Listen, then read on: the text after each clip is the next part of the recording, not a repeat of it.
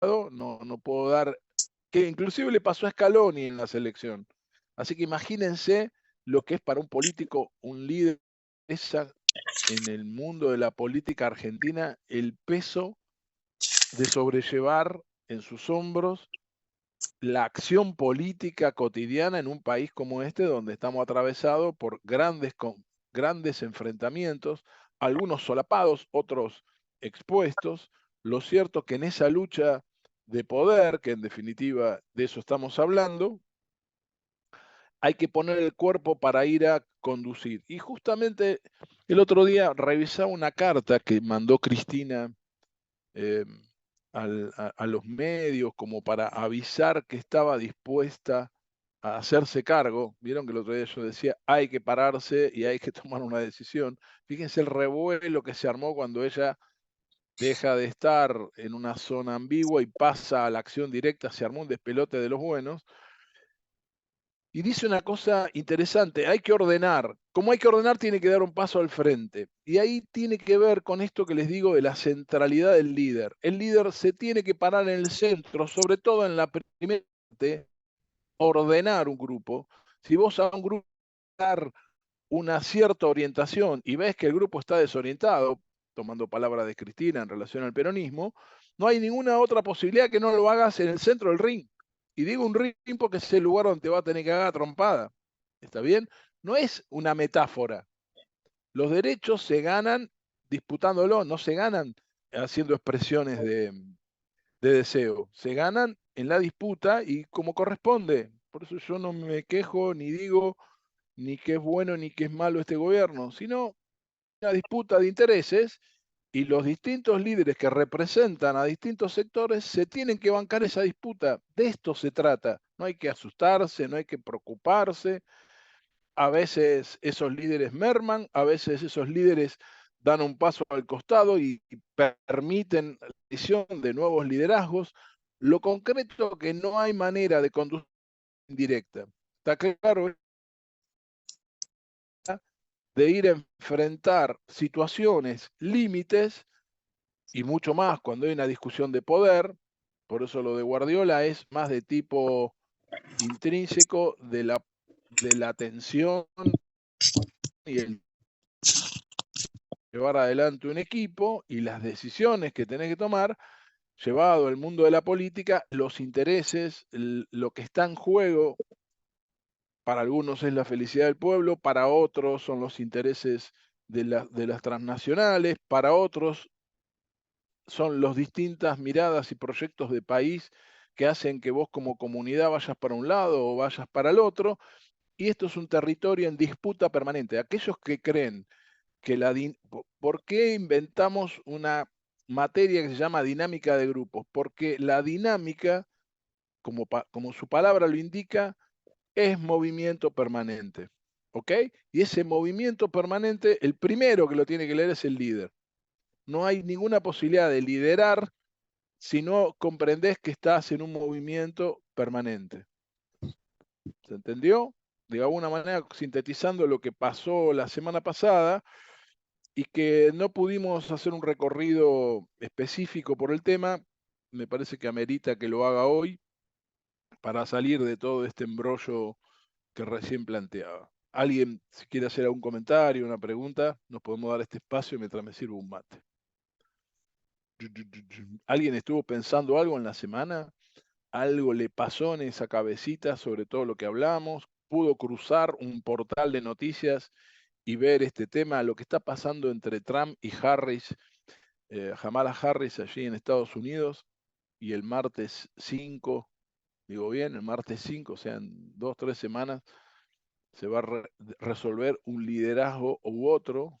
No, ya pasó 2 veces en Estados Unidos que una mujer intentó ser presidenta y no pudo, así que imagínense los problemas que hay en esa comunidad con esta discusión solapada y no explicitada de hombre-mujer, ¿no? ¿Sí? Que ese es otro espacio en disputa, o se creen que las mujeres están donde están porque no formaron parte de esa discusión. Están donde están gracias a la pelea que pudieron dar muy a pesar de nuestras posturas machistas en las que permanentemente invisibilizamos los intereses femeninos, ¿no? Bien, considerando el entusiasmo para el intercambio, continúo.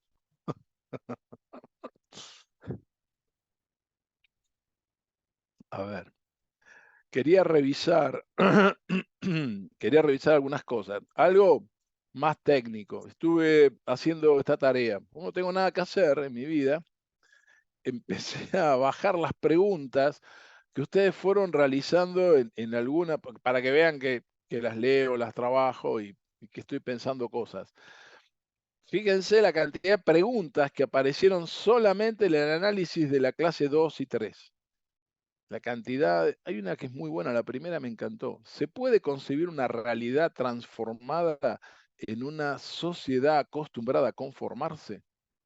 Buenísima, esa es muy linda pregunta. Bien, así imagínense, hay de todo un poco, hay preguntas, como suele ocurrir, y hay de las otras, como esta que acabo de leer, que me parece, en líneas generales son muy sustanciosas. Se ve que entendieron el valor de la pregunta y espero que intenten contestárselas y que me sentí de alguna manera interpelado. A ver si se entiende lo que quiero decir. Miren la cantidad, ¿está bien? Entonces, vieron que yo les prometí que en más de una oportunidad les iba a ir contestando algunas de estas preguntas. Llegué a 53 solamente con el análisis de la primera clase, la primera pareja. Bueno, 53 preguntas. Dije, esto es imposible. Si voy a sacar 50 preguntas en cada análisis, voy a terminar vamos a terminar la cursada con más o menos 200 preguntas. Bien, es absolutamente imposible contener y desarrollar y explicar esto, cada una de las cosas. Así que convoco a que se meta cada uno a reflexionar sobre sus propias preguntas, que me ayude. Se me ocurrió, si simplemente sin obligación de compra, se me ocurrió que si tengo un momento en las madrugadas, que yo tengo algunos momentos de madrugada de disparate, me siento y empiezo a contestar. Voy a grabar alguna sesión, voy a ir tomando preguntas y las voy a ir contestando. Y le voy a pedir a Javier que las suba, y si ustedes quieren pueden entrar y mirarlas. No prometo nada, no tengo muchas madrugadas de ese tipo. En general yo suelo desmayarme, no suelo dormir, me desmayo. Pero hay días que me agarran como ganas de generar despelote y bueno, pongámosle que, no digo hacer un streaming porque quizás también podríamos hacer, si un día tienen ganas, nos metemos y hacemos un intercambio usando esto, las preguntas nada más, y que son muy concretas porque están metidas dentro de un marco. Y la verdad que estaba esperando con entusiasmo un poco la devolución de ver qué pasaba con esta ensalada del liderazgo que se generó y bueno, la verdad que recibí pocos análisis, así que bueno, vamos a esperar, vamos a esperar. Así que bueno, queda como propuesta así media ambigua, ¿sí? A ver qué pasa y a ver cómo se enganchan. ¿Está bien? ¿Hasta ahí? Bien.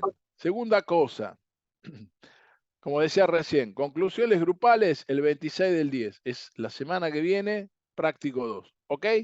Está escrito, está consensuado. Espero de ustedes cierto ritmo, porque entramos en el análisis del final y eso necesita su máxima concentración. Porque la semana que viene, a partir de que cerremos eso, voy a hacer aparecer algo que a mí me gusta, que inventé, un cuadro en donde presento las dos grandes definiciones, grupo y equipo, y, y dejo como abierto una columna que por supuesto que serían las acciones operativas que van a ir encontrando ustedes a lo largo de esta cursada para que un grupo pueda pasar a tener en determinados temas, por ejemplo, cómo comunica un grupo, cómo comunica un equipo. Ahí tenés dos definiciones. Esto es lo que suelen hacer los teóricos. Yo me di cuenta que no hay nada en el medio, no hay nada que me diga el cómo, ¿sí? Que es uno de los grandes problemas de la teoría, ¿viste? Que te pones a analizar el grupo como una cosa en sí misma y ahí aparece lo que decía antes de la dinámica, ¿no? Un grupo en sí mismo potencialmente es un equipo. O se quedará en grupo, pero digo potencialmente porque digo, está la potencialidad, pero tiene que ver con el líder de si ese proceso se transforma en un proceso dinámico o no, ¿sí? Y es interesante lo que está pasando entre Axel y Cristina, porque, o entre Macri y Bullrich, o entre Milei y Villarruel, ahí uno va viendo lo mismo, cómo en función de cómo se resuelvan esos liderazgos, la cosa va a migrar hacia un lado o hacia otro, ¿sí? Para empezar, Cristina no reaccionó demasiado bien ayer después del acto de Axel, así que se armó un lindo despelote ahí en el peronismo, y en el mileísmo están soterradamente postergando su enfrentamiento con Villarruel, que es la vicepresidenta.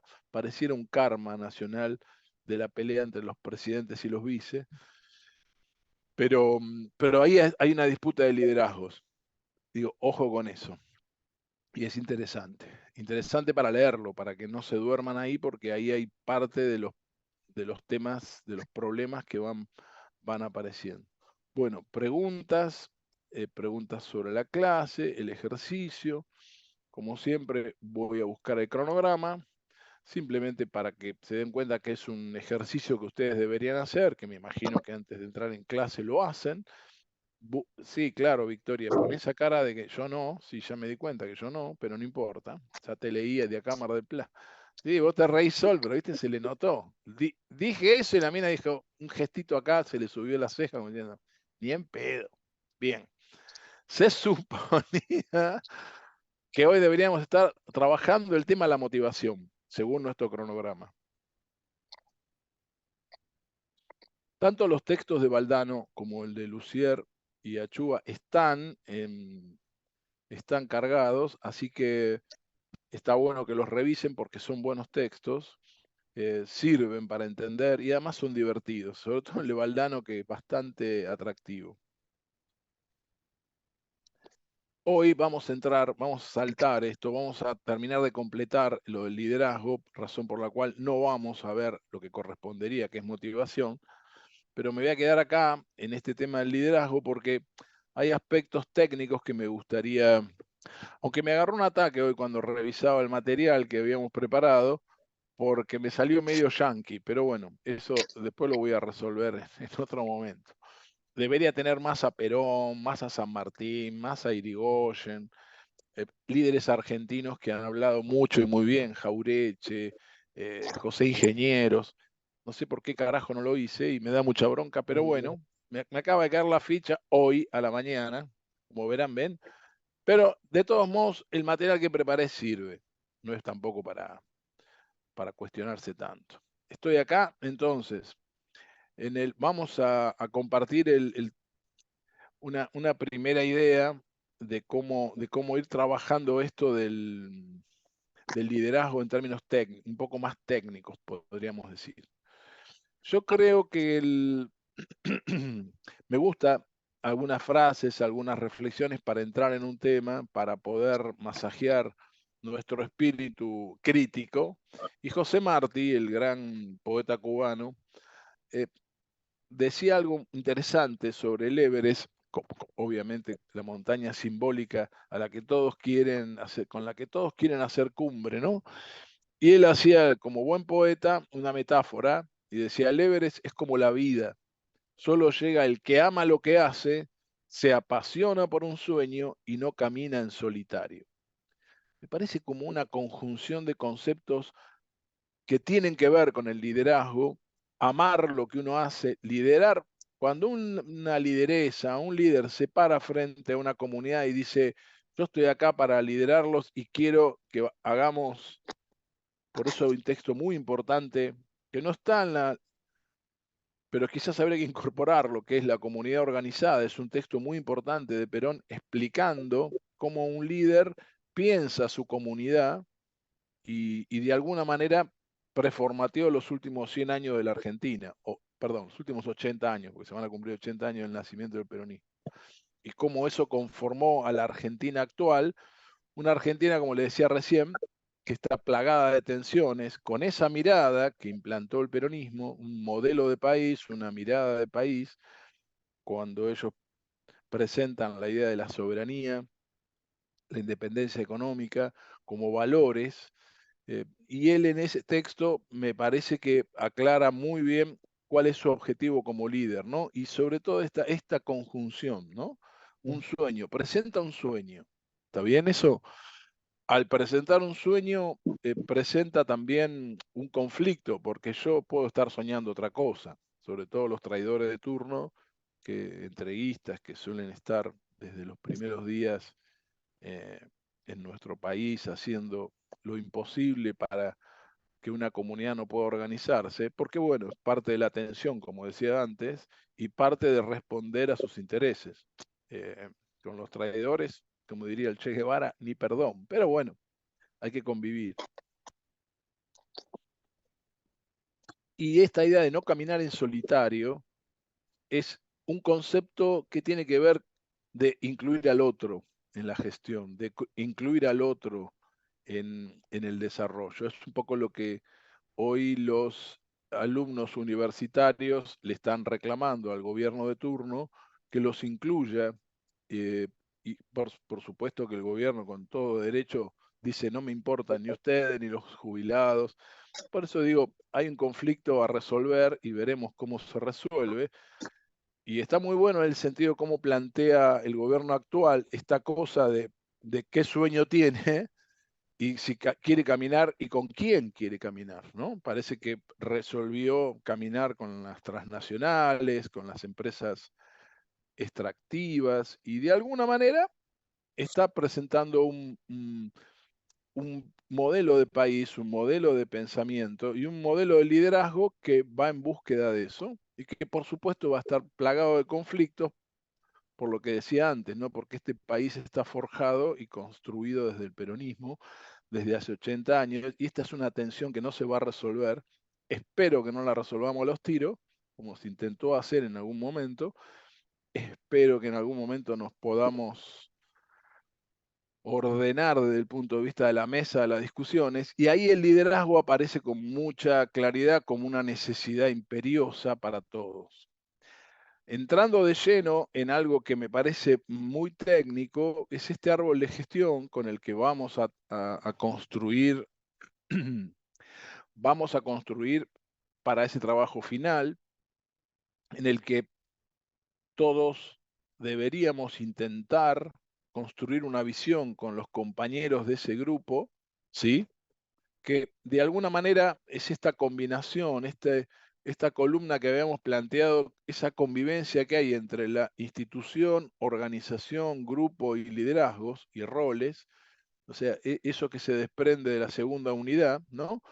Y de alguna manera poder volcar esa visión y empezamos a ver que la visión y la institución empiezan a convivir, ¿sí? Si si decíamos que la institución son esas ideas rectoras, es hacia dónde quiero estar, eso empieza a emparentarse con la visión y me parece que te puede dar un orden para poder bajar con claridad hacia dónde querés ir. ¿Está bien? Por eso ahí aparece este árbol de gestión que de alguna manera les va a ayudar a volcar, como siempre digo, depende el grado de peloteo que tengan ustedes sobre sus propias visiones, que está bueno que las lleven a esa mesa, esas visiones individuales que de alguna manera van a cotejar con sus compañeros y logren encontrar siempre primero un denominador común e inmediatamente hacer de esa visión individual una visión colectiva. Ahí empieza a jugar esto que decíamos recién de no caminar en solitario. Obvio que tienen derecho y es posible que ocurra que alguien diga, no, mirá, yo quiero hacer esto por acá, ustedes, está todo bien. Y me parece que, eh, como diría mi abuela, no sabés lo que te perdés, pero bueno, que ande en solitario por la vida es una decisión personal absolutamente aceptable.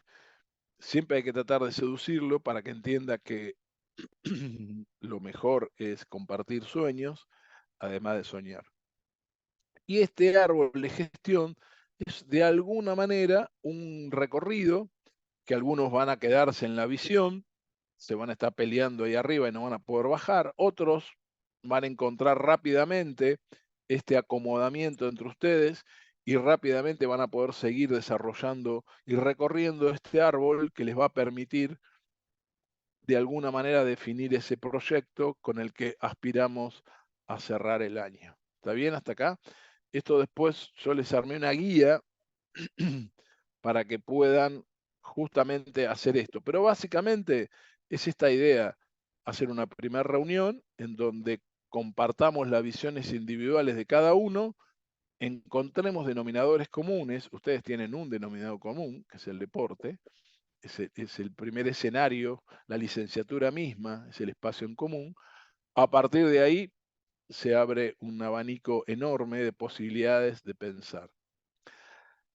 Me parecía importante no dejar pasar, a pesar de mi entusiasmo por la realidad y que conecten un tema tan caliente como el liderazgo a la realidad política de estos días, como hicimos en la clase anterior, porque me parecía que, para que entiendan que no tiene sentido. Parece que Sol se fue a ordenar la ropa. Bueno, cagamos.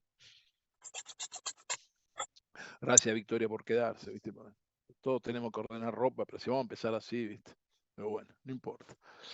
Sobre todo los calzones, ¿viste? Que hacerlo en cámara, yo lo entiendo, es complicado. Entonces decía, es interesante ir a buscar acuérdense que siempre una palabra y hay una combinación en el lenguaje entre el significado y el significante, ¿no? Y en el significado hay un montón de elementos que uno podría empezar a encontrar una pista de por qué esto y por qué no otra cosa, ¿no? Y eso me ayuda a entrar en un universo que, si uno no lo analiza bien y no lo profundiza, se puede estar perdiendo alguna cosa. ¿Está bien? Y parte de lo que nos perdemos en el análisis de ese significado etimológico de la palabra, para empezar, lamentablemente, el origen del, digo lamentable porque todo lo que viene de Inglaterra es como para tenerlo entre comillas, ¿no? Como diría Jaureche, pero proviene del inglés y hace referencia a la conducción, a la guía, invoca un rol, el del dirigente, el jefe. Por eso tanta confusión en donde se cree que ser líder es ser jefe, y son dos cosas totalmente diferentes. El jefe es alguien que formalmente fue designado frente a un determinado espacio, un determinado grupo, por una estructura determinada. Y eso no quiere decir que sea líder. ¿Está bien eso? Líder es un rol contingente. Contingente quiere decir que de alguna manera se puede adosar o no a un rol formal como el del jefe, el del supervisor, el de gerente, el de entrenador, roles específicos que tienen que ver con un organigrama, con una foto de una asignación de roles operativos, formales, que cumplen funciones determinadas. El líder es algo que se agrega como calidad de conducción, podríamos decir. Uno podría encontrar ahí esta idea que el lingüista Pokorny encuentra en la raíz de la palabra también, cuando dice salir, salir de, ¿sí? Y bueno, un poco el sufijo de la combinación, ¿no? Esta cosa, el que hace la acción. Esta estructura que nos permite analizar el significado de una palabra nos da un montón de pistas, ¿sí? O sea, tengo un jefe que hace la acción. No todos los jefes hacen eso. Por eso ahí empiezan a darse cuenta la diferencia entre un jefe líder y un jefe formal. ¿Está bien? Eh, Muchas veces convivimos con la pretensión de, de- de poder definir eso. Y sobre todo con la pretensión de actuar algo que no se sabe. Para saber, como siempre digo, y como siempre trato de potenciar, un tema tan importante como el tema del liderazgo, que, como en algún momento les dije, para poder generar un movimiento de ese grupo hacia el equipo hace falta un líder. Si no hay una claridad de esa centralidad inicial del líder, estableciendo una serie de, de normas que nos permitan desarrollar una tarea cotidiana, como esto que le decías, cuando volvió. ¿Cómo le va? ¿Ya está la ropa? ¿Ya está? Ok, listo. Tema menos. Bueno, seguimos con, si a usted no le importa, seguimos con el bendito tema este del liderazgo. Yo nunca me Entonces, fui. ok. Eh, entonces digo, una pista para poder pensar el tema es preguntarse cosas, ¿sí? Investigar el tema a través de la pregunta, no a través de definiciones. Después vamos a entrar en definiciones o acercamientos, como decía recién. Como el mundo de la corporación está plagada de yanquis analizando el tema, que en eso son muy buenos y han, y han desarrollado mucho material, quizás en ese sentido hay que reconocerles esa vocación por editar y escribir libros, quizás demasiado, pero bueno, nos sirve para pensar este tema.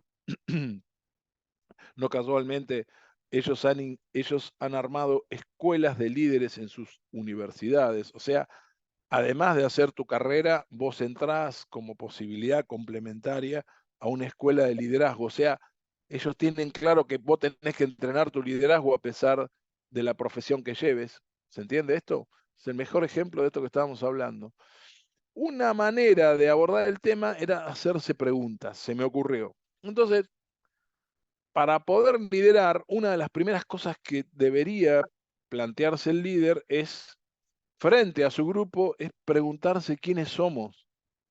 Que un líder conozca a su grupo, conozca personalmente los intereses y las necesidades de cada uno, le permite vincularse con ese cada uno, con esa persona, en el mano a mano. Muchos me preguntan, bueno, pero un líder tiene que ir al mano a mano.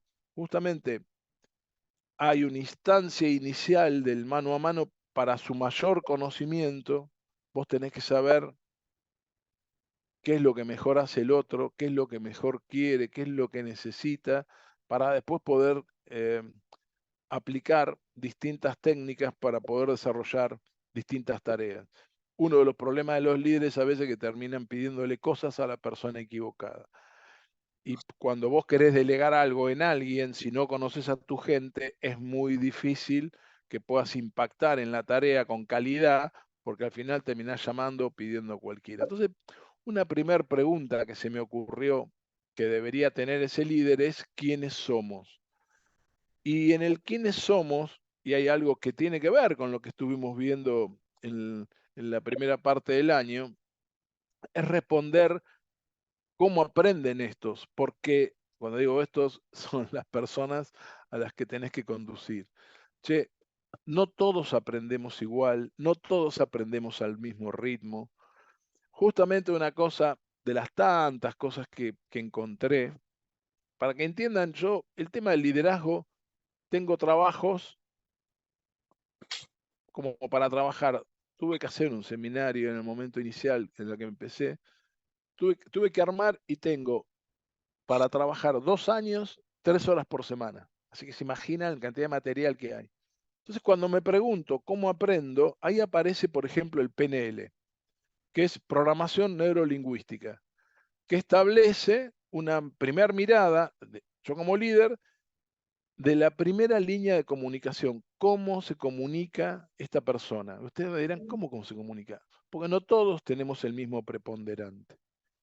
Lo que establece la programación o lo que descubre la programación neurolingüística, que tenemos 3 canales: el canal visual, el canal auditivo y el canal kinestésico. ¿Qué son canales? Es cómo yo percibo la realidad, cómo me conecto con la realidad, y a partir de que cada uno tiene estos 3 canales, algunos más activos, otros menos activos, algunos atrofiados, obviamente todos estamos en una cultura visual, todos tenemos un desarrollo visual mayor que en otras épocas, pero este preponderante tiene que ver con un montón de factores que yo diría que son culturales, en los que vos pones a trabajar tu preponderante. Entonces te comunicas con los otros a partir de esos canales. Se imaginan que este es un tema para abordar, y hasta podríamos hacer específicamente un seminario de eso, porque es muy interesante, porque se conecta con un montón de otras cosas, con la lingüística, con los metaprogramas, y que están muy buenos porque eso me mejora justamente mi lectura del otro o de los otros para que yo pueda abordarlos. ¿Está bien? Tema para agendar. Pero de alguna manera ahí estoy pensándome en el otro y tratando de llegarle de la manera más apropiada. Para, antes de entrar en comprender cómo el otro, porque en definitiva, ¿para qué digo esto? Porque si yo puedo detectar y me puedo comunicar, voy a empezar a entender cómo piensa. Si no, esta pregunta de cómo pensamos, sin entender cómo aprende, no va a tener una buena solución. Entonces, la idea del aprendizaje conectada con los canales de comunicación es fundamental porque, para que se entienda lo que digo.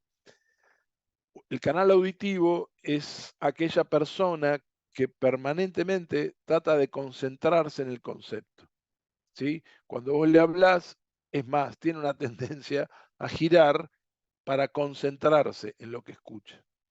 Y en general le molesta, se distrae y se altera cuando viene un visual que tiene por características, y esto se descubrió a partir de todo un estudio que, bueno, no vamos a meternos ahí porque si no nos perdemos, pero sí me parece bueno,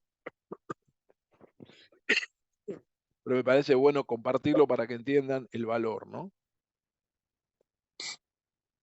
Un tipo que es visual tiende a describir lo que ve, ¿sí? De hecho, que busca, cuando vos hablas con un visual, sus ojos se van hacia arriba y el tipo te empieza a contar una historia. Siempre que habla, entra en planos detalles y vos le preguntás, ¿vamos al teatro? Un auditivo. ¿Qué quiere saber? ¿Qué obra y cuándo? ¿Qué hace el visual? Ah, sí, fui a comprar la entrada, pero vos no sabés lo que me pasó. Y el visual empieza a contar una cantidad de cosas que no tiene absolutamente nada que ver con la pregunta central, si vamos al teatro y cuándo. El visual para contestarte eso te cuenta 20 cosas que no tienen para vos, auditivo, absolutamente nada que ver, que era qué obra y cuándo. ¿Está bien? El visual para querer explicar eso te contó la cantidad de problemas que tuvo para comprar y que esto y que lo otro y que al mismo tiempo estuvo viendo si iban a ver esta obra, esta otra, y vos ya auditivo a esa altura, ¿por qué? Y porque te altera, sentís que empezás a interpretar, fíjense el valor de la comunicación, empezás a interpretar que no te quiere contestar o que te boludea o este siempre se va por las ramas, expresiones, comentarios que a veces vos no sabés por qué el otro hace ese comentario de vos y vos por qué no le decís puntualmente, porque desconocemos esto. ¿Entendés? Estamos los dos en canales diferentes y cada uno demanda de su canal una atención diferente. Imagínense las parejas que sin saber esto se vinculan afectivamente, los quilombos que tienen de comunicación, o los amigos, o las diferentes situaciones de vida en las que se han encontrado con gente que vos decís, es de loco, cada vez que le pregunto algo me contesta cualquier cosa. Y no es que te contesta cualquier cosa, el tipo quiere ser específico en algo que para él es importante, de cómo ve la información y cómo la quiere expresar. Cuando el auditivo lo único que quería es que le digas día, hora y obra de teatro. Y después te presta el oído, después te acompaña. Pero si vos no le decís primero lo que él necesita, se pierde, se enoja, sale de la comunicación. Empatía, cero.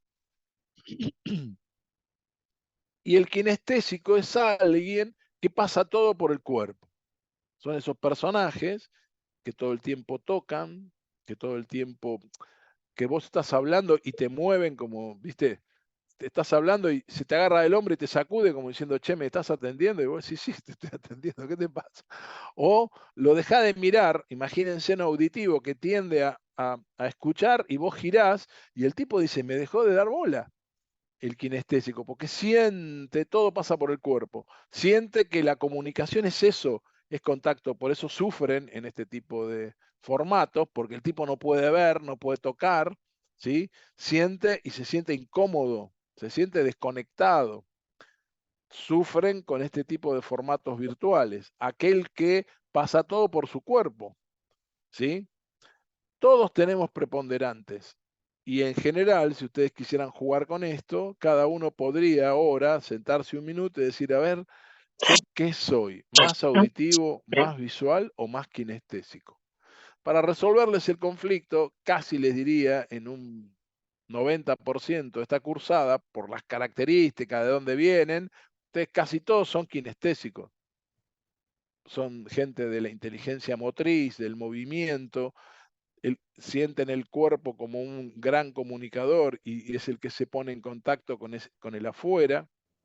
Pero seguramente hay en muchos de ustedes actitudes, formas que los vinculan y los acercan más a lo visual o a lo auditivo, y esos son canales que son, yo los llamo preponderantes, que en líneas generales uno tiene esta descompensación, 70, 20 y 10, es así. O sea, de un 100% de atención, el tipo kinestésico tiene un gran porcentaje de lo kinestésico que cuando habla, habla desde él y siempre porque yo y porque yo pienso. Hay alguna cosa linda cuando uno hace un taller de esto, porque armé como frases desde donde habla cada uno y uno se empieza a dar cuenta, primos, amigos, hermanos, colegas, que dice, ese es Jorge, uy, esta es María, este soy yo". Uno se empieza a encontrar en los modos de expresarse en esos canales. ¿Se entiende? Es un aporte que hace en ese sentido la programación neurolingüística, que surgió de una cosa, como siempre, que no tenía que ver con esa búsqueda, a partir de un análisis que se hizo en un momento determinado en un estudio de una universidad en Estados Unidos, y pudieron desarrollar a partir de observar algunos patrones de comportamiento en unas entrevistas que empezaron a hacer para otra cosa, y como siempre hacen los yanquis, que hacen cantidades importantes de cualquiera de estas cosas, analizando una cosa encontraron otra. Y empezaron a ver estos patrones. Lo que más les llamó la atención es el funcionamiento de los ojos, que los tipos veían, por ejemplo, cómo los visuales tendían a levantar los ojos hacia arriba, como si estuvieran viendo su película. Cada vez que se expresan, elevan los ojos, bueno, y empiezan a encontrar patrones y a partir de ahí empiezan a desarrollar toda esta teoría.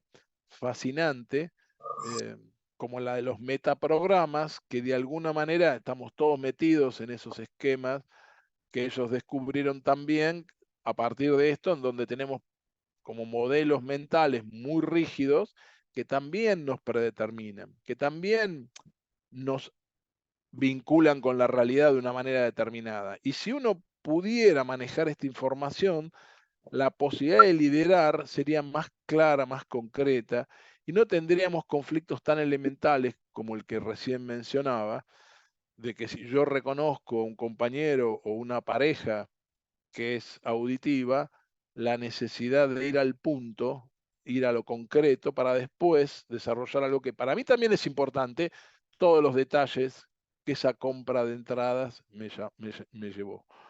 ¿Se entiende a dónde voy? De esa manera uno podría comprender más, entender más, empatizar mejor con el otro. ¿Qué sería la antesala de esta otra pregunta que debería hacerme como líder? Porque a raíz de esto aparece con mucha fuerza lo que vimos allá en el primer cuatrimestre. Escúcheme, Victoria, ¿la foto que usted puso es la misma que usted misma o la foto de perfil es otra mina? ¿Cómo es? Porque Soy yo hace 5 años. hace 5 años. Ok, ok. Pensé que era una prima, una amiga. Qué sé yo. Ok, listo. Queda bien ese color, le aviso. Insista con ese color. Gracias. Y sobre todo algo que usted no usa mucho, que es la sonrisa. Insista con eso porque es un buen camino. ¿Está bien? Entonces, ¿cómo piensa el otro? Pensar al otro es esto que hablábamos, ¿se acuerdan del dilema? Si tenemos enfrente un dilemático y uno lo puede ver con claridad, la posibilidad de conducirlo para llevarlo al mundo del... Miren, recién antes de entrar estaba coachando un chico en Barcelona que está trabajando en una academia de tenis y y justamente apareció un tema que me está conectado con estos. Me acabo de, viste, el bocho hizo ting. En un momento estábamos hablando de cómo hacer que los padres ayuden para que el pibe tenga ciertos comportamientos profesionales. Y una de las cosas que él veía en sus colaboradores, entrenadores de tenis, en donde ellos les decían, no, no, no, yo le digo lo que tiene que hacer, punto. Entonces, la discusión era, yo le digo lo que tienen que hacer, con la pretensión, si ustedes quieren, de esos líderes, de suponer que porque ellos lo dicen, el jugador lo iba a hacer. No, no, pero que tiene que hacer caso, si para eso viene a la academia. ¿Por qué tanta historia, no? Los tipos le decían a este, que encima lo coacheo yo, se imaginan, les hace unos quilombos infernal. Y entonces yo lo que decía, acordate del dilema, sacalos del dilema, sacar a pasear a un tipo del dilema, para poder sacar a un tipo de un dilema, primero lo tenés que leer, si no, no lo podés correr del dilema. Si vos le querés problematizar y que aprenda a pensar, porque un tipo que está en el dilema, como ya vimos, elige, está acostumbrado a elegir, y este es un buen ejemplo, yo le digo lo que tiene que hacer. Es un dilema, ¿está bien? O sea, él no está entendiendo que tiene que colaborar a que el otro comprenda, no que haga caso. ¿Sí? El hacer caso no funciona para que una persona cambie sus hábitos, para que sea más profesional, para que entienda, por ejemplo, el valor del sueño. ¿Por qué carajo un pibe va a entender el valor del sueño si nadie se lo explica? ¿Por qué un pibe va a entender que no puede comer huevo frito sin entender el impacto que eso genera en su cuerpo? ¿Se entiende? Por supuesto que vos podés decir, che, a partir de ahora no comes más frito. Ah, bien. Ahora, cuando ve el huevo frito, ahí hay una puja en ese pibe del deseo de comerse ese huevo frito que genera arriba de una, ahora me agarro el ataque, arriba de una papa frita, arriba de un churrasco, todo ese escenario, explícame cómo hace el pibe, si no entiende, cómo hace para que el no sea más fuerte que el deseo de comer. ¿Se entiende lo que digo? La única cosa que te protege y que te da posibilidades de decir que no, es entender por qué no. Porque si no te gana, te sentás y te morfás el churrasco a caballo, como se suele llamar a ese plato. Ese pasaje del líder que te ayuda a pensar, solamente es posible si el líder entiende esto que hablamos en el primer cuatrimestre sobre el dilema y lo dialéctico. O sea, ¿para qué sirve? Justamente sirve para que el otro, en términos de pensamiento, pueda avanzar y autoprotegerse. Como diría Pichón, el entrenamiento invisible, aquella cosa que estando solo, yo estoy en él. ¿Está bien eso? Eso me pasa también con las parejas.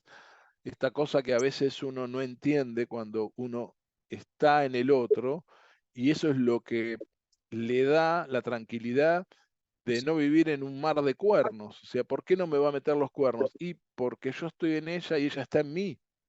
Y cuando salgo, la llevo. Y cuando por alguna tentación del destino aparece otra mujer, ese deseo que tengo por mi mujer interna hace que pueda decir que no. Si este interjuego no está claro, ante el primer deseo caes en la primera esquina. ¿Se entiende?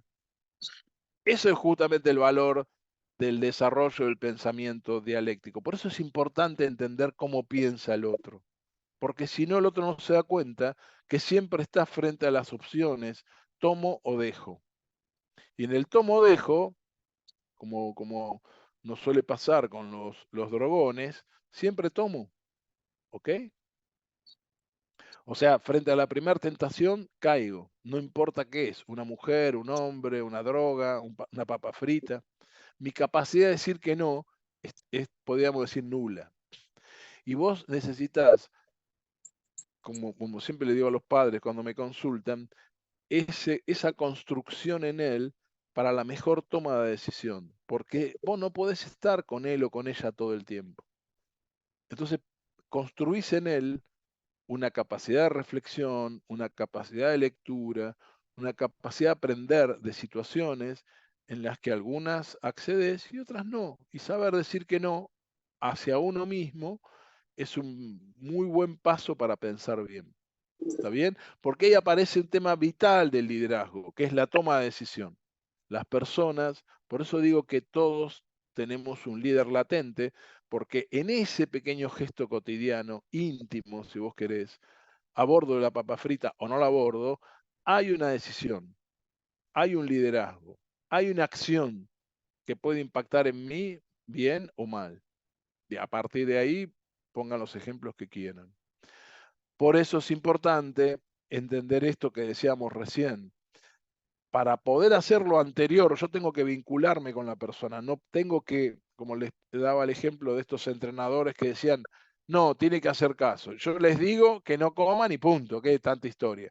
Es que pedagógicamente vos no estás construyendo aprendizaje en la relación hay intercambio de información. En el vínculo hay aprendizaje. Y entonces, si vos no construís un vínculo, que es producto del líder, construir un vínculo. Otro elemento que ya tienen como para poder empezar a transformar las relaciones y a transformarse ustedes en líderes activos. ¿Está bien? Ahí aparece con mucha fuerza el por qué entender la diferencia entre un vínculo y una relación. ¿Está bien?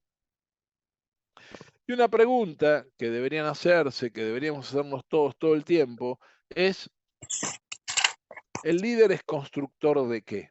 De alguna manera, ya la he contestado de muchas maneras y he acercado muchas ideas en ese sentido. Para empezar, recuperar esa palabra, construir. Y como dije al principio, invocando a José Martín, no solo, es con los otros y con las otras. Entonces, tanto las otras como los otros tienen un espacio, no solamente en sí mismos, sino en mí, por lo cual le tengo que dar un espacio en la escucha, le tengo que dar un espacio en mí para escuchar eso que dicen y que me sirva a mí también de reflexión y aprendizaje, de a ver qué quiso decirme, en qué anda, porque como siempre les digo, supongamos que ustedes como profe que plantan una planificación y tienen muy claro qué es lo que hay que hacer técnicamente, que lo único que les falta es ir a buscar eso del otro, la comprensión, el hacerse cargo de esto que para ustedes es importante. Si para vos es importante que un atleta haga determinada cosa, no se trata de construir atletas obedientes, sino atletas inteligentes. ¿Por qué? Porque en el campo de juego un atleta tiene que resolver y ahí no estás vos. Ahí entra todo este bagaje de lo que hablamos. Y si construiste un atleta obediente, difícilmente pueda resolver cosas nuevas.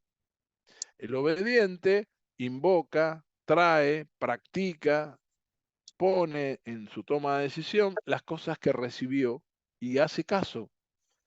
Muchos atletas, muchos entrenadores, muchos profes se ponen muy contentos cuando dice, che, ¿viste? Le digo y lo hace, le digo y lo hace. Y yo, ¿viste? A mí me agarra un escalofrío, como digo, casi robotito, ¿viste? Que te devuelve todo, le decís, tirate al río, se tira al río. ¿Eso es muy bueno? Por supuesto que es muy bueno, pero también llévalo a que pare, que piense, que reflexione, que empiece a poner las cosas en sus propias palabras, que pueda traer la pregunta que lo movilice. Por eso me gustó eso que les mostraba de las preguntas. Tener 50 preguntas de ustedes sobre un tema me parece una riqueza, aunque sé que ahora, a veces por el otro día, reflexionaba sobre la pregunta, ¿no? Y le preguntaba a alguien, ¿por qué imaginás que la gente no pregunta? Y el tipo, al verse expuesto a la reflexión, y medio como que comparte esta idea de decir, che, bueno, lo que pasa es que nos da vergüenza, nos exponemos, y empieza como a tirar de un hilo, ¿viste? Como esa escena del mago que empieza a sacar los pañuelos y decide, ¿dónde saca tanto pañuelo? Y empieza a expresar un mundo que está plagado de supuestos, de angustias, de cosas que no están resueltas, solo porque no se animó a preguntar. Y yo le decía algo que después me quedé pensando, digo, si uno no pregunta y a una situación determinada te angustia, la pregunta es cómo la resolves. porque lo que gana es la angustia. Después la gente dice, no, no me siento bien, no sé qué me pasa. Qué sé yo. A ver, si estás caliente con un tema, si no no lo podés entrañar, y no tenés con quién hablarlo, y no lo podés hablar ni siquiera con vos mismo, porque no lo haces, porque esto se entrena y te tenés que acostumbrar a hacerlo, ¿sí? Y para eso sirven estos grupos de mierda que estamos intentando hacer en la licenciatura, para que se hablen, se pregunten y se investiguen entre ustedes, que eso no les va a pasar nunca más, porque nunca más en su puta vida van a encontrar compañeros, compañeras, ahí voy Santiago, compañeras, compañeros con los que poder decir sinceramente algo, ¿está? A ver Santiago, volvé, ¿no? Profe, no, por Dale. ahí aportando un poco a lo que decía, es como hablábamos en el primer cuatrimestre, o como vimos, que si no hablamos, si no nos comunicamos, ni el otro va a entender lo que yo necesito, lo que yo quiero. Entonces, si suponemos, no vamos a trabajar coordinados, porque vivimos en el supuesto y en el supuesto nos equivocamos también, porque uno no entiende las necesidades que tiene el otro o las que yo tengo. Entonces, Pero no. bien Santiago, pero no solamente que te equivocás, es que estás trabajando sobre un territorio no claro, no concreto. Cuando vos me decís, mirá, yo necesito esto, yo trabajo sobre eso, no trabajo sobre lo que supongo que vos necesitás, que en algo para concretar, ¿sí? Necesito que vos me digas, si yo no te digo, no, y ahí aparece algo interesante también, que es el lenguaje. O sea, somos seres parlantes. Yo sé que a ustedes como atletas en líneas generales no les preguntan, no los hacen hablar. Muchos me dicen, no, pero si no hablan. No hablan porque nunca los dejan hablar. Nunca les permiten un espacio de intercambio. Cuando hablan, hablan tan mal que es pa' quilombo. Entonces, un tipo desacostumbrado a hablar, habla mal, se expresa mal, dice las cosas en un tono a veces no apropiado, no cuida ni siquiera la modalidad ni las palabras. Bueno, eso es un entrenamiento y no nos damos cuenta que cuando uno puede poner en palabras, se alivia, porque ni es tan pesado el tema, ni es tan grave el tema, y cuando lo termina de contar, viste, te aliviás. Entonces, todo ese peso que fuiste llevando por una circunstancia determinada, se libera, empieza una zona de relajación corporal muy concreta, ¿está bien? Y justamente es esto bien que decís, por eso quiero valorar, y eso que decía antes sobre los distintos canales de comunicación, que como nadie nos lo explica, a veces estamos cruzados y mal alineados en los canales, vamos con canales diferentes, y es lógico que nos cuesta y tenemos que estar lidiando con esto de, le digo una cosa y no me entiende, pero este boluda, ¿qué le pasa? Y no, este boludo no sé de qué me habla, y así estamos. O sea, estar en canales, cuando uno lo empieza a pensar en canales diferentes, vos decís, che, mirá qué cosa esto, ¿no? Y con muy poca cosa lo corregís. Cuando lo entendés y lo ves, si el otro está, como decíamos recién, está parado en un dilema, ¿qué lo vas a ir a buscar? Como dijimos en algún momento, el dilema no entra en discusión, porque él está parado en una zona de verdad rígida, que crees blanco-negro. Si vos entras ahí, no, ya la estructura del blanco-negro te condiciona. Entonces lo único que te queda a vos es leer eso en principio y empezar a sacarlo. Y esto no es un supuesto, es una cosa concreta. El tipo salió del supuesto y se paró en un dilema.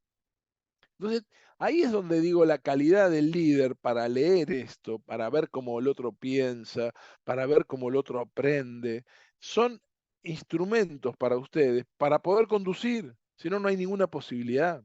Ahora, un líder que entiende que hay que vincularse y no relacionarse, es un líder que está todo el tiempo buscando la manera de que el otro se incluya, de que el otro hable, de que el otro cuente, de que el otro diga qué entendió de esto. ¿Está bien, Santiago? Es un poco por ahí.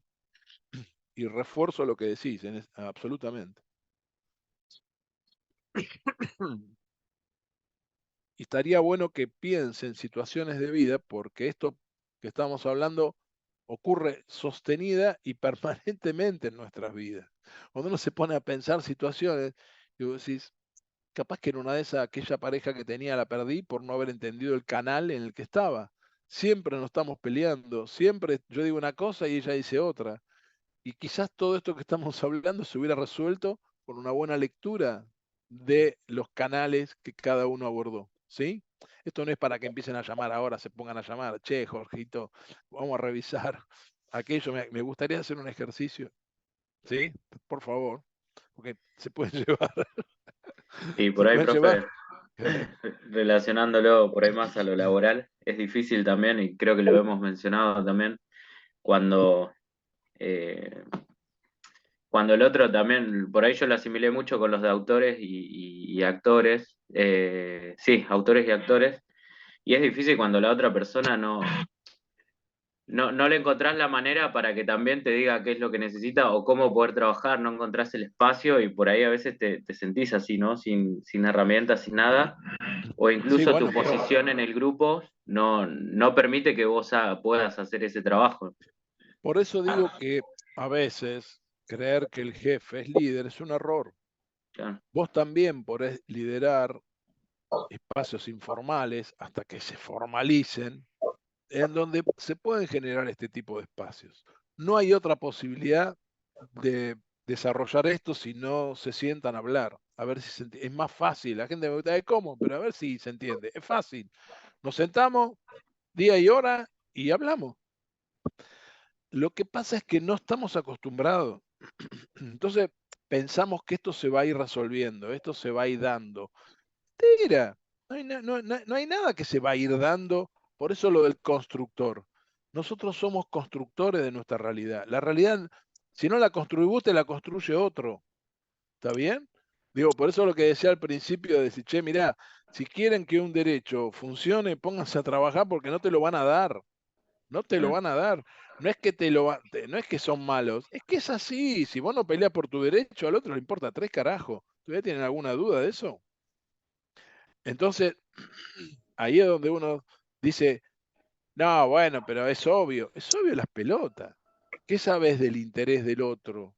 Cuando vos decís, che, vamos todos para allá, ¿alguna vez hablaron de eso? ¿Alguna vez se dijo que es para allá? Por eso cuando digo la visión, ¿cuántas veces, y nos pasa permanentemente, y cuando uno empieza a estudiar esto, te agarra un ataque? A mí me pasa que hay gente que me escribe y me dice, volaron la puta que te parió. ¿Por qué? Y porque ahora van a los lugares, piden la visión del lugar y no está. Entonces vos decís, pero escúchame, pero es un club, boludo, ¿dónde querés ir? Tenemos que salir y ganar. Y decís, pero ¿para qué?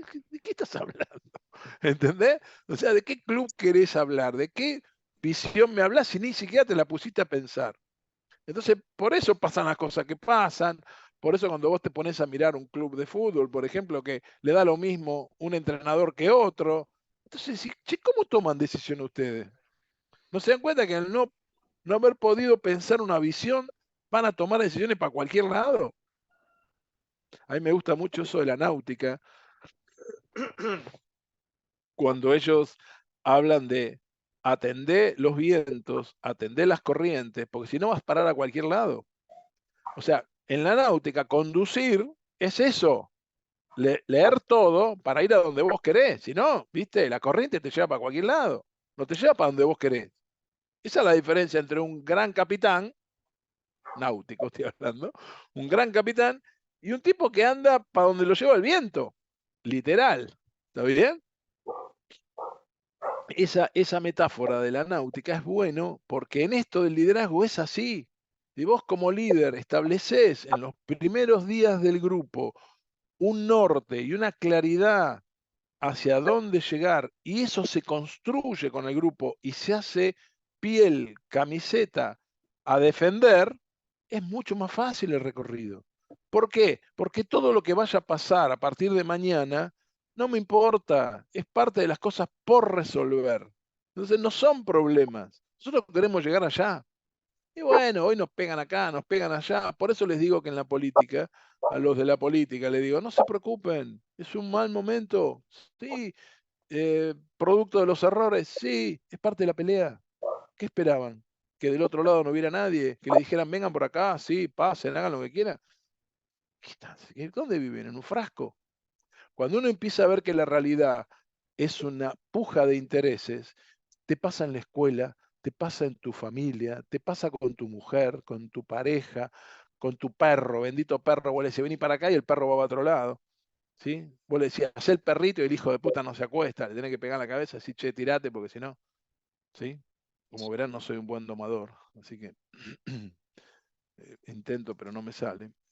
Para empezar, no tengo perro, Sol, digo, ya que te vas a reír, por lo menos tener el dato, no me sale. ¿Por qué? ¿Por qué no tengo perro? Porque yo no quiero entrenar mi domador, porque como el lenguaje que tenemos es de la obediencia, no quiero que ese perro en su demanda me, me, me haga entrenar mi domador. Todos tenemos un domador a mano. Tenemos 25 siglos de domador en nuestro inconsciente. Con mucha facilidad, como estos entrenadores de Barcelona, dicen que me haga caso. Quiero un atleta obediente. ¿Para qué querés un atleta obediente? Para que me haga caso, porque es más rápido. Sí, claro que es más rápido. Cuando yo le digo al perrito, acostate, el perrito se acuesta. Y cuando quiero que el perrito venga, le doy un poquito de azúcar, entonces él ya entendió que si se tira al piso, se ganó el azúcar. Ok, bien. Eso es una construcción amigable. También está el otro, ¿no? ¿Se acuerdan lo del baile del oso, ¿no? Le quemo el pie, entonces cada vez que amago, el oso recuerda que le van a quemar el pie y levanta la patita. Todos festejamos que el oso baila y resulta ser que eso fue una escena de tortura. Nadie explica, nadie cuenta cuál es la interna y la manera en que enseña al otro a pensar, ¿sí? O a moverse. En este caso, ¿cómo hago bailar al oso? Es una decisión ética de los líderes que estamos promoviendo en ustedes de que sea una construcción colectiva, que no sea bajo torturas, que no sea bajo amenaza, que no sea bajo el maltrato, que no sea líderes que instalen un sistema de terror en donde ustedes digan, mejor que lo hago porque si no, esa reflexión es horrible. Son ustedes las que generan esas reflexiones. Por eso digo que son constructores, son constructoras, ¿sí? Constructoras de un clima amigable, donde fluye, donde la alegría y el candor necesario en las relaciones humanas surge de este juego. Porque ahí aparece la clave, jugar. Si yo te torturo, no estamos jugando. En todo caso, juego yo como torturador. ¿Está bien? Por eso también, dicho sea de paso, es grave cuando en el gobierno actual se toma medio a la ligera el tema del negacionismo de la dictadura que justamente ejerce desde un sistema de poder un ejercicio de la tortura que debería ser condenado permanente y sostenidamente. Digo esto porque hoy estamos conviviendo con estas cosas, se relativizan algunos conceptos, ¿sí?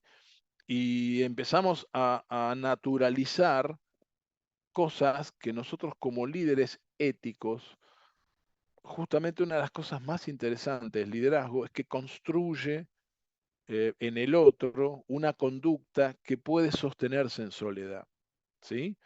Eh, la ocasión hace al ladrón, diría una frase necesaria para este momento. La ocasión hace al ladrón. O sea, todos tenemos un momento privado en donde estamos a prueba. ¿A prueba con quién? Con nosotros mismos. Y en ese acto demostramos si somos éticos o no. ¿Está bien?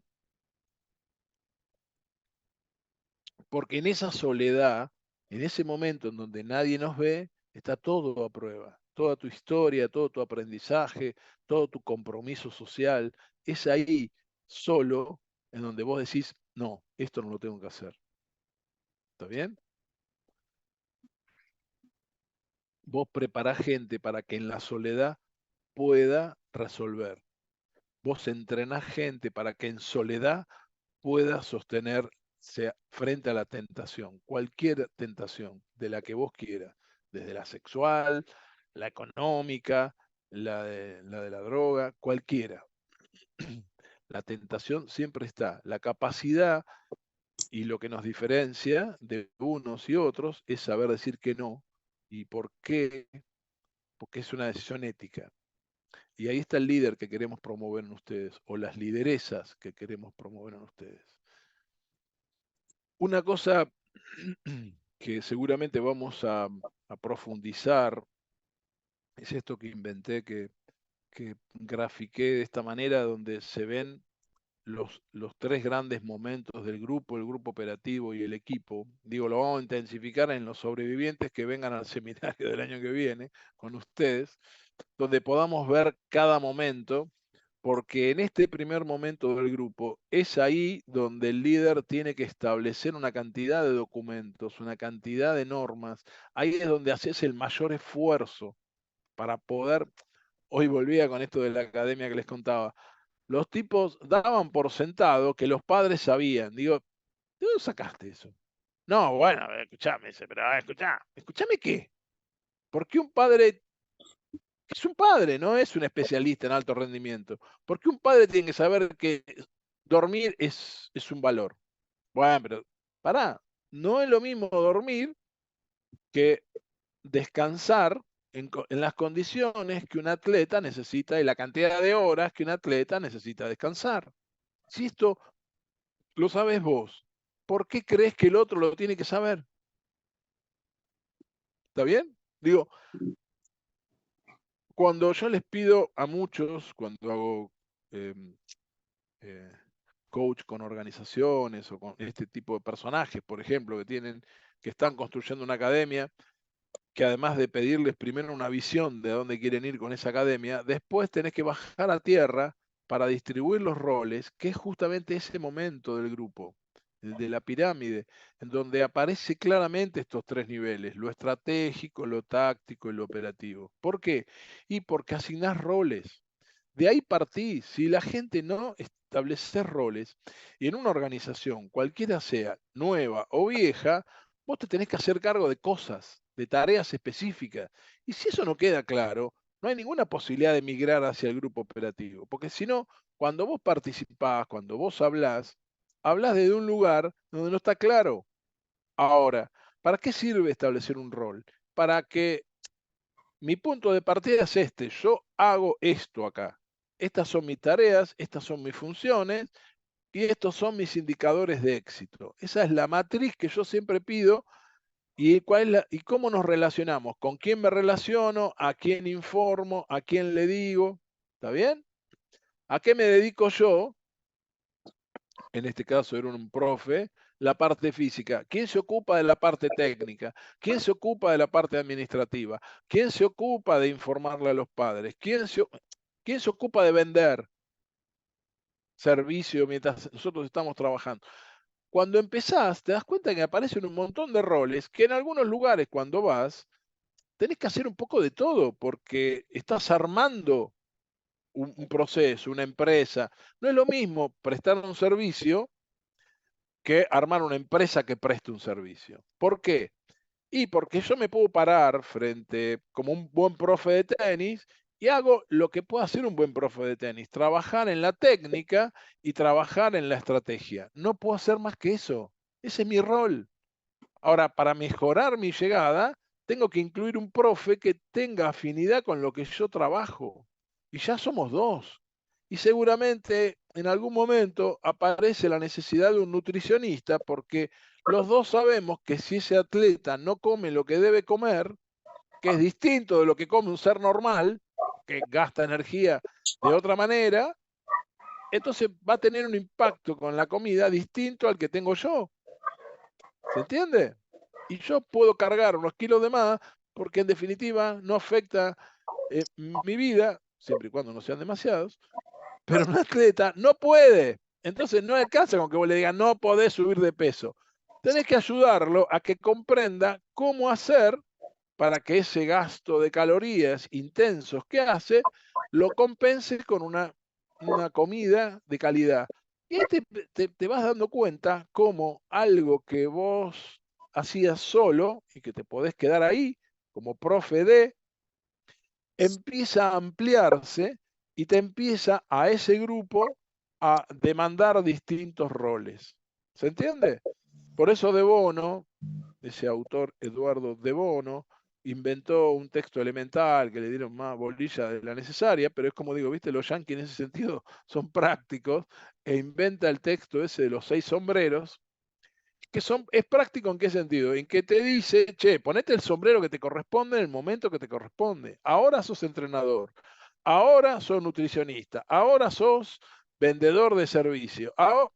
Y cuanto más claro tengas el rol, mejor va a ser tu performance, porque no se te van a mezclar las funciones, no se te van a alterar las maneras.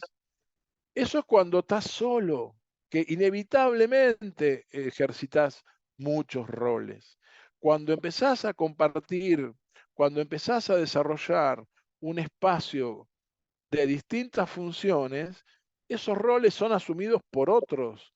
Y ahí aparece la complejidad de este cuadro, en donde vos decís, che, establezcamos cuáles son los roles y cuáles son los alcances de cada uno y cómo nos combinamos para poder empezar a hacer un grupo operativo, o sea, para impactar de lleno en la tarea. Cómo entonces aparece con mucha importancia la centralidad de ese líder en el grupo para después llevarlo, por lo menos inmediatamente, al grupo operativo. Bueno, yo de acá, de este invento que hice, armé un cuadro en donde establezco esas dos grandes costas, que digo, de cada uno del lado del río, aparecen claramente qué es un equipo, qué es un grupo y qué tengo que hacer para estar en un lado o en el otro. Porque si no es fácil, ¿viste? Definir, definir, definir. Es como cuando te hablan del paraíso. Muy lindo el paraíso. ¿Quién quiere ir al paraíso? Levanten toda la mano. Y tienen que ser medio boludo para no querer levantar, ¿no? No querer ir al paraíso. Pero también hay que explicar que si te equivocabas, ir a parar al purgatorio. Y ni te digo si caes en el infierno, lugar al que yo ya tengo asignado por las maldades que me mandó en mi vida. Pero digo, jugar con los términos, idealizarlos y no entender que esto es absolutamente operativo y que solamente un líder ordenado en una visión sistémica de entender que estamos armando un sistema para que esto pase, si no, no va a pasar. Si no es un quilombo, vas haciendo como poder, porque como estás plagado de supuestos, suponés todo, suponés los roles, suponés que el otro entiende, suponés que cuando discutíamos a la mañana, y me sirve ese ejemplo porque eh, los líderes ahí están en puja, porque es un grupo de 4 o 5, y donde nadie lidera nada, a veces lidera uno, a veces lidera otro, es una cosa colegiada que se va a parecer mucho a lo que les pase a ustedes como grupo, porque ustedes estamos intentando que cada uno acepte su liderazgo, acepte soñar, acepte construir su propia visión, que según la cultura de la que venimos, eso lo hace un líder y no ustedes. Y yo les vengo a decir, disculpen, ustedes son líderes y no lo hacen porque no quieren, porque no lo han entrenado, no porque no puedan. Ese permiso no se lo den más a nadie. Es ustedes que deben permitírselo. Si se lo permiten, como diría, no voy a decir una salvajada, dejémoslo ahí. Entonces digo, el permiso se lo dan ustedes, porque si esperan que le den permiso, déjenme decir una salvajada así, no se lo van a dar el permiso, porque el otro no quiere que vos pienses, no quiere que vos tengas el permiso de soñar, porque cuando vos soñás y estableces una visión de tu vida, ahí de alguna manera confrontás con el otro en dos visiones diferentes. Cuando un tipo se para, como está pasando estos días en caliente, lo digo porque está ahí, y el miércoles hay otra marcha a la que espero que vayan. Digo, cuando un tipo dice, loco, somos universitarios, queremos la escuela pública y hay que defenderla, y el otro dice, no, mirá, esto es un delirio, es un despilfarro, este país no da para eso, tómensela, vayan a laburar. Bueno, ahí hay una visión, hay dos visiones, claramente hay dos visiones en disputa. ¿Está bien? Si vos lo dejás a esto, te vas a quedar sin universidad. En cuanto vos presentás la visión de que querés una universidad y para qué, el otro te dice, no, es mentira que la universidad representa hoy el ascenso social, es mentira, lo están diciendo para que vos no sueñes, para que vos compres que no mereces una universidad.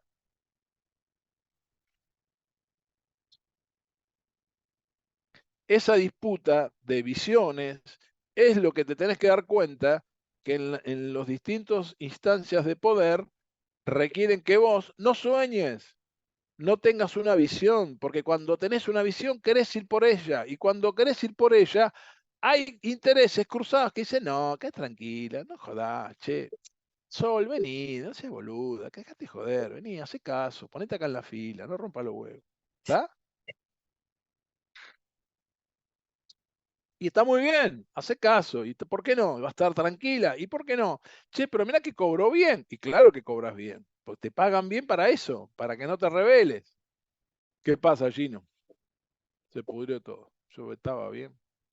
Rubén, ¿Qué? y esto que vos decís, ¿no? Porque hay, que vos decís por ahí que hay, ¿cómo es? Pensamientos cruzados.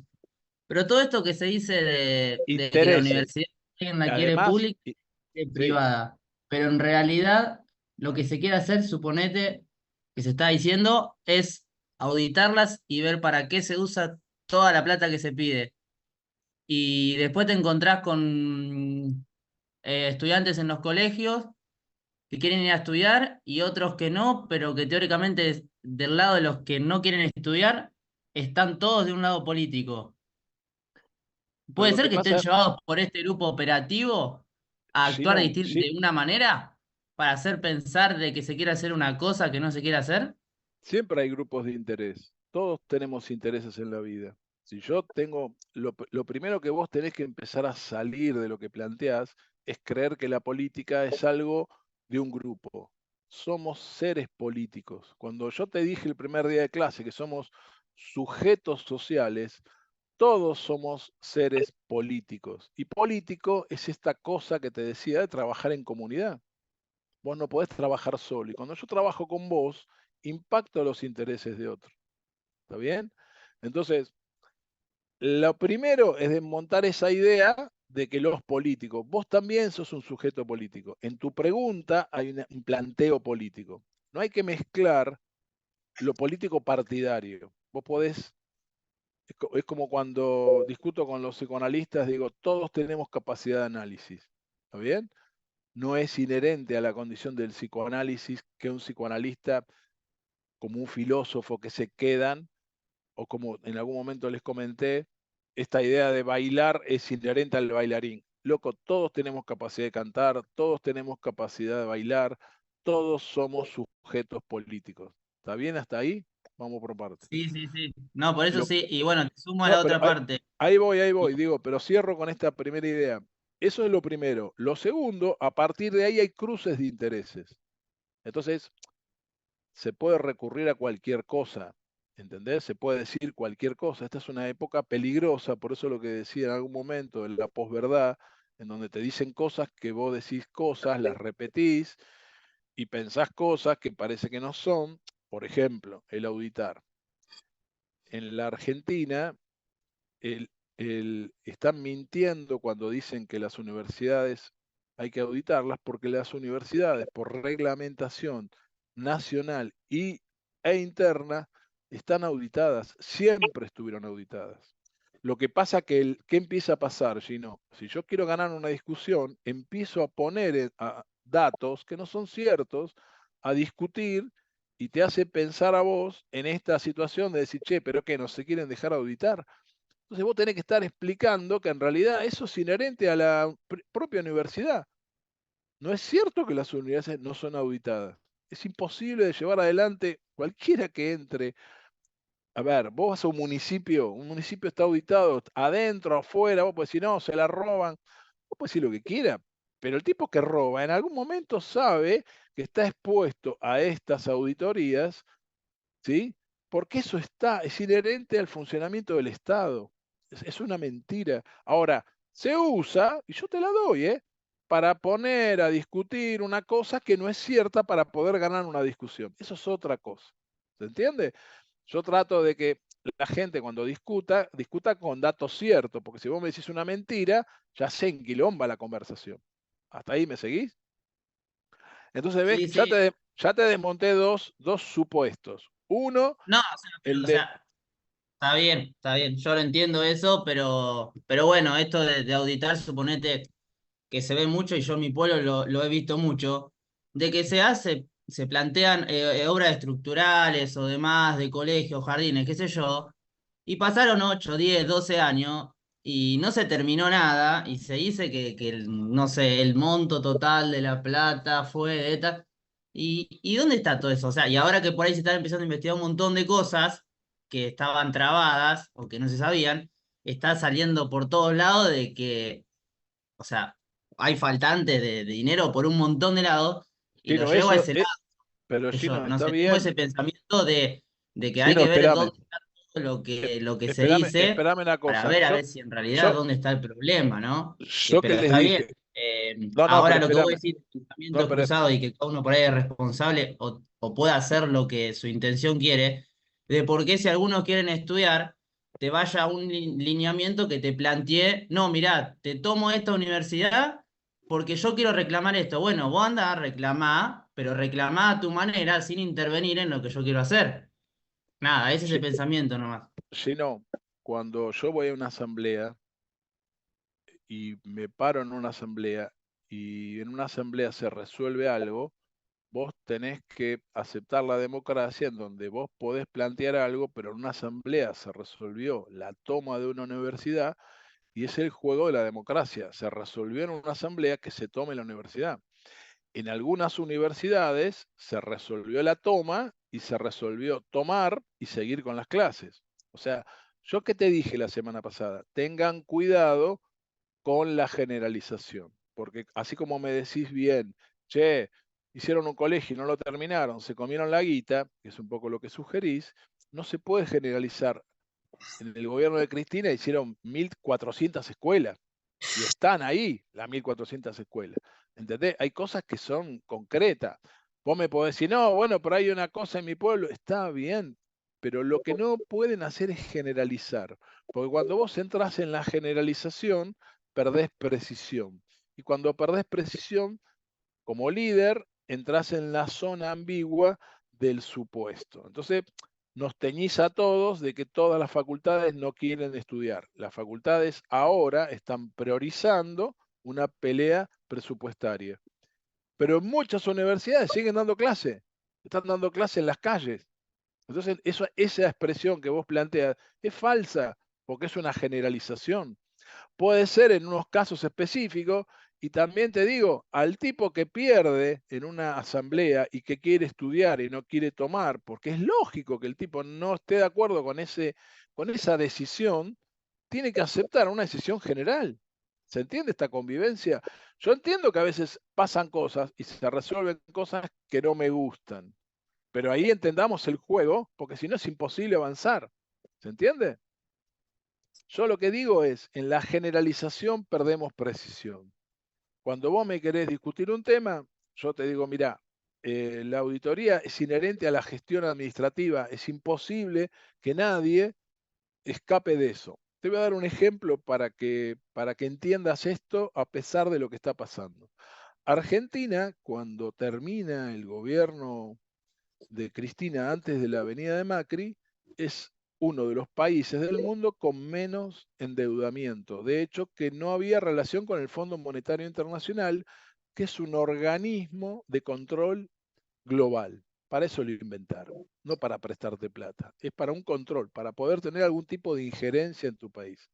Es una manera que encontraron los, los países centrales, de hecho que está compuesto por 7, 8 países, que son los que aportan la guita, que te hacen aparecer un préstamo para condicionarte políticamente. ¿Está bien hasta ahí? Eso es, para eso es.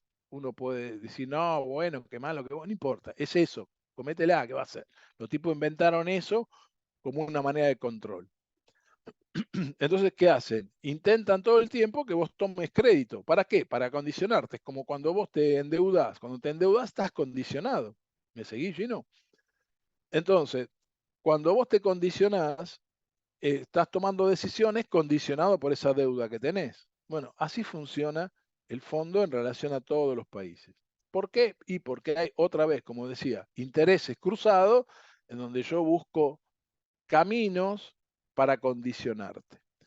Cuando el ministro actual fue ministro de Macri, Caputo, toma una deuda que, vos fijate lo que decís, ¿no? Sobre la audición, la Auditoría General de la Nación, que es una auditoría que audita una vez que termina el año, no lo hace en el momento, termina el año y se pone a revisar todos los actos de gobierno.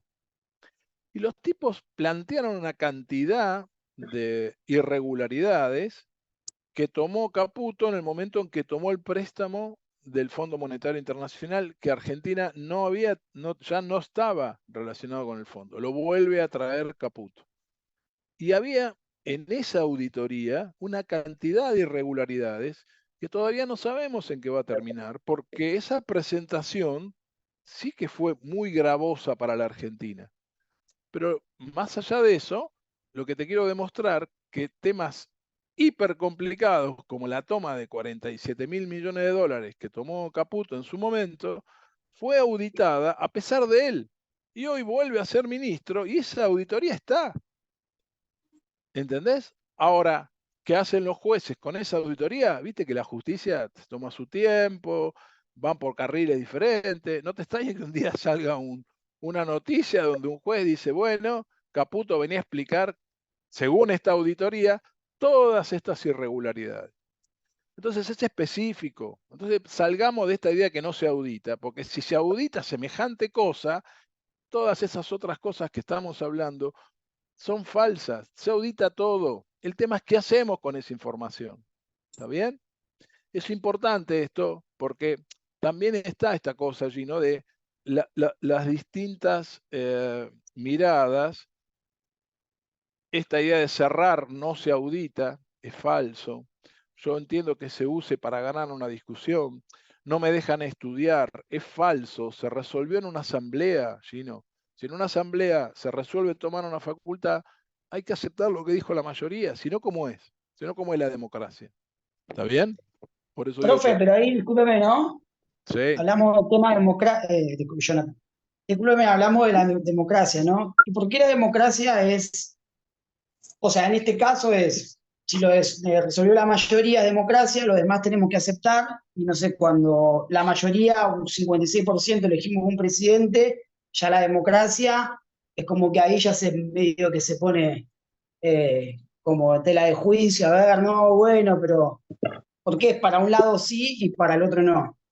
pero vamos a ser precisos. A Milei lo vota el 56% de las personas y está ejerciendo el poder.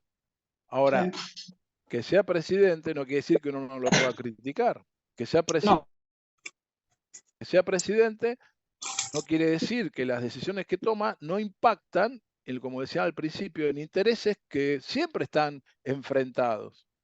Cuando soy jubilado y salgo a protestar porque me estás pagando menos, el jubilado tiene derecho a protestar, está en la Constitución. En la Constitución dice en uno de sus apartados el derecho a la huelga, el derecho a la protesta. ¿Por qué? Porque cuando se sentaron los constitucionalistas, justamente lo que buscaron fue un equilibrio de poder. Por eso hay 3 poderes.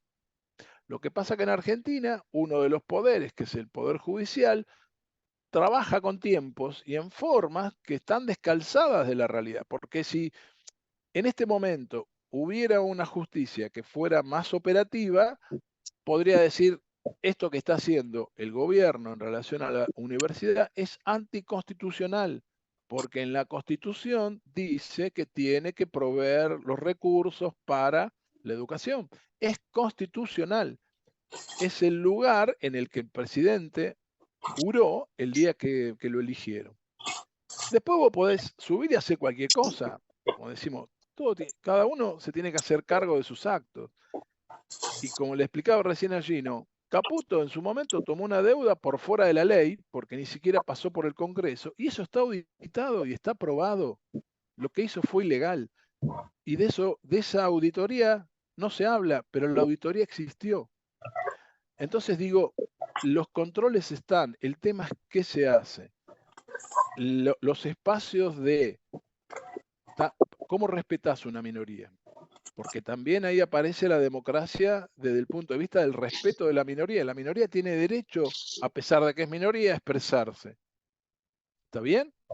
En el día a día, vos necesitas un espacio de convivencia. El espacio de convivencia es, te tenés que fumar a Milei, porque Milei fue elegido. Ahora, si vos tenés un presidente que maltrata a la gente, o por lo menos a un determinado colectivo, llamémoslo así, y ese colectivo está dispuesto a darle una discusión de que no está de acuerdo con sus medidas, vos tenés que también, como presidente, aceptar este intercambio.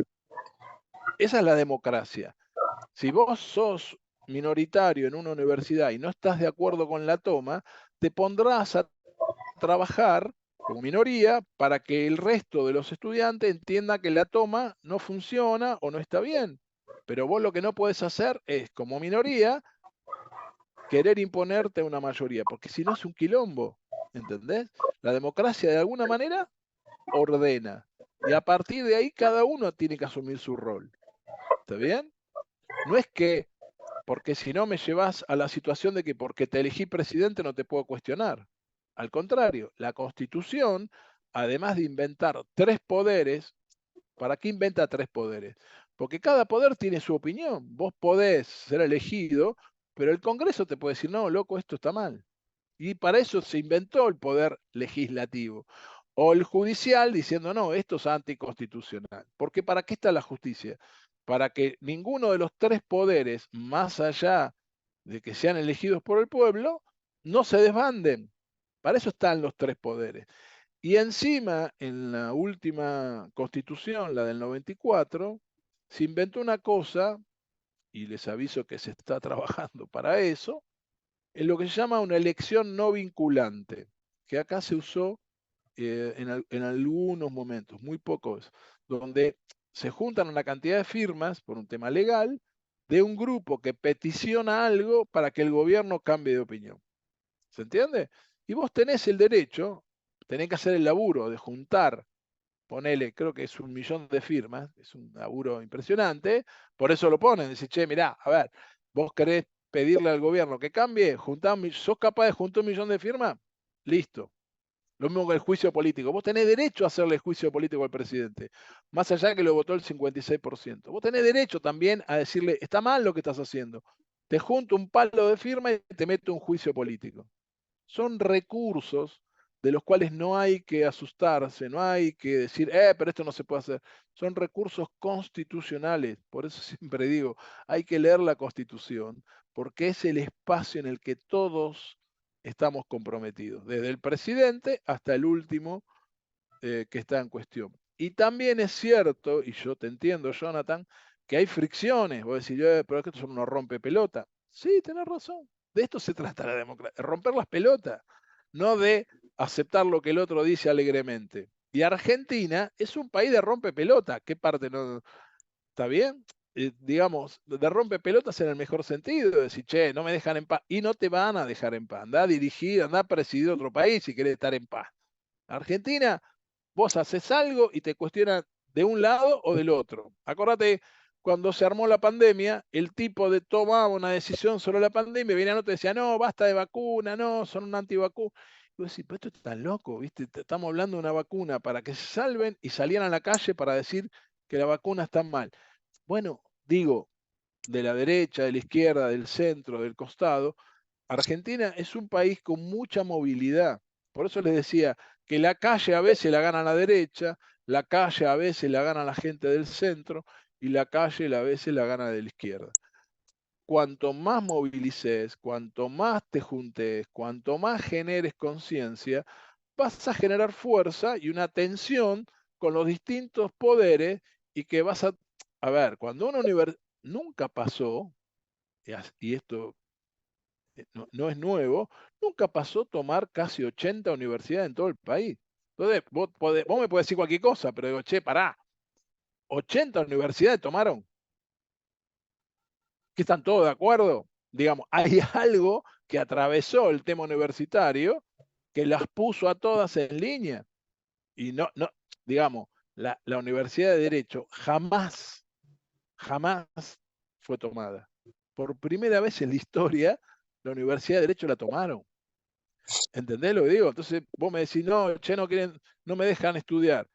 Flaco, estás en un momento histórico en donde todos tus colegas están diciendo, tomemos la universidad, salgamos a la calle, vamos a dar clase al medio de la calle.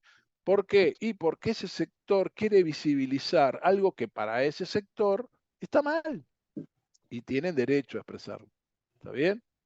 Por supuesto que vos me podrás decir, pero así no se puede estudiar. Es que así como con el presupuesto que el gobierno está decidiendo, no se va a poder estudiar. Pareciera ser que hay un proyecto del gobierno de desfinanciar las universidades y que se derrumben. Entonces la pregunta es, ¿vas a dejar que se derrumben las universidades porque querés estudiar hoy? ¿No estás viendo la consecuencia del futuro? Bueno, esas son cosas a discutir. ¿Está bien? Bueno, Nadie profe, tiene... pero discúlpeme, ¿no? Pero bueno, yo estudié 2 o 3 años en la Universidad de Burlingame.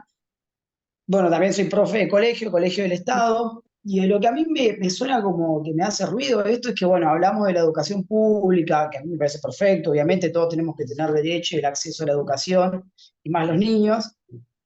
Y no sé, lo raro de todo esto es que las escuelas cada vez son peores. O sea, debo tener compañeros que no me dejan mentir, que trabajan en colegios del Estado también. Y a mí me ha tocado trabajar en colegios donde está dando clase y en el medio de la hora te pasa una manguera de camino atmosférico porque va a destapar el baño a las Pero 3 de la tarde. Jonathan, ¿a vos te parece que para resolver esto que vos decís hay que cerrarlo? ¿A vos te No, no, parece no, que... para nada. Bueno, No, no, pero no. bueno, Cerrarlo bueno, no. pero es Me que, parece que hay que buscar pero es otra que, forma. bueno, pero es que ahí voy.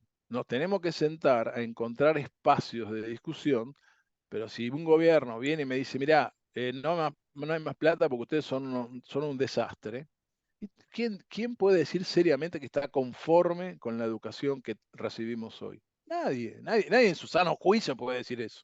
Ahora, lo que se está discutiendo es la forma de mejorar eso. Porque si todos estamos de acuerdo que la universidad pública es necesaria, lo que no se puede aceptar es que para resolver algo haya que cerrarlo. Porque si el hospital anda mal, hay que mejorarlo, no cerrarlo. Porque si vos para cada cosa que anda mal la vas a cerrar, no me parece la manera de resolver algo cuando está mal. Vos cuando tenés un problema en el equipo, ahí voy, Gabriel, cuando tenés un problema en tu equipo, tenés que tratar de encontrar la mejora. Por eso hablamos permanentemente de la búsqueda de la mejora. Pero nunca se te ocurriría desarmar al equipo. Flaco, para eso está. Tenés que tratar de que el equipo salga, ¿no? No, cerrarlo es fácil. Ahí es donde yo digo, ojo. Y yo entiendo que vos podés decir, che, bueno, pero esto no da más. Cualquier acto de impaciencia en donde lo que se te ocurra es cerrarlo, habla de la impotencia del acto o un proyecto político que diga, esto no va más. Y ahí es donde se armó quilombo, ¿no? ¿Qué pasa, Gabriel? Profe, solamente quería dar una opinión y contar una experiencia que a mí, o por lo menos lo que he vivido cuando estudiaba. Yo he estudiado en Tucumán, en una universidad pública, Universidad Nacional de Tucumán, y el tema del desfinanciamiento ha existido absolutamente desde que existe la política prácticamente. La inversión que se hace en recursos humanos y recursos materiales de la educación me parece bajísimo, más allá de que por ahí las cifras que aparecen o hacen figurar son exorbitantes. ¿A dónde van esas cifras? Seguramente a bolsillo de alguien que no es ninguno de los estudiantes. Un ejemplo muy claro que teníamos en la universidad es que mi universidad particularmente había recibido 3 veces o 2 veces, no recuerdo bien, una cantidad de dinero para que tengamos una pileta climatizada para poder tener clases de natación durante todo el año y no solamente 2 meses, y para que tengamos una pista de atletismo también en condiciones. Esas 2 cosas todavía en mi universidad no existen, pero nadie sabe dónde están esos fondos.